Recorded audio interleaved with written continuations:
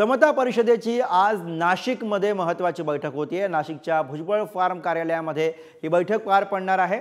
नाशिक लोकसभा मतदारसंघामधनं भुजबळ यांनी माघार घेतल्यानंतर समता परिषद ॲक्शन मोडमध्ये आलेली आहे। भुजबळांनी नाशिक लोकसभा निवडणूक लढवावी यासाठी ठराव मांडला जाण्याची सुद्धा शक्यता आहे। त्यामुळे आता नाशिकमध्ये होत असलेली आज समता परिषदेची बैठक, या बैठकीकडे आपल्याला लक्ष ठेवावं लागेल। आणि आता याच विषयी अधिक बोलूया। किरण ताजणे आपले प्रतिनिधी सोबत आहेत। किरण, एकीकडे छगन भुजबळ यांनी माघार घेतलेली होती आणि आता समता परिषदेची या सगळ्यामध्ये एंट्री झाली आहे। नेमकं काय घडतंय, काय चर्चा आहे?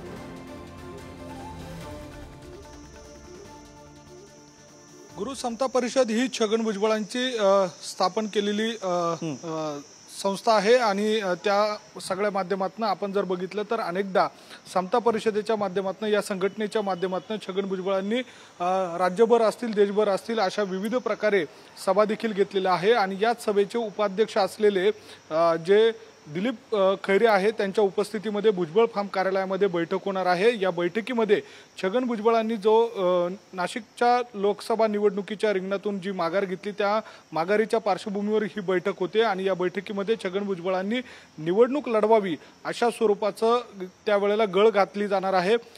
छगन भुजबळ रात्रीच्या वेळेलाच नाशिकमध्ये आलेले आहेत आणि या सगळ्या पार्श्वभूमीवर ही महत्त्वाची बैठक पार पडते। खरं म्हणजे छगन भुजबळांना नाशिकमधून उमेदवारी देऊन भाजपकडनं माधव पॅटर्न पूर्ण करण्याचा प्रयत्न केला जात होता आणि त्या सगळ्या पार्श्वभूमीवर छगन भुजबळांनी जी माघार घेतलेली आहे, त्या माघारीमुळे हा माधव पॅटर्न पूर्ण होऊ शकणार नाहीये आणि त्यामुळे विविध संघटना असतील, विविध संस्था असतील, त्यांच्या माध्यमातून छगन भुजबळांनी उमेदवारी करावी, त्यांना पुन्हा एकदा उमेदवारी द्यावी अशा स्वरूपाची मागणी केली जाते। आणि त्या सगळ्या पार्श्वभूमीवर समता परिषदेची बैठक ही 11 वाजेच्या दरम्यान होणार आहे। त्यामुळे या बैठकीमध्ये नेमकी काय भूमिका घेतली जाते, छगन भुजबळांना नेमकी काय बैठकीमध्ये आजच्या काय भूमिका मांडली जाते हे बघायचं। धन्यवाद किरण या सगळ्या सविस्तर माहितीसाठी।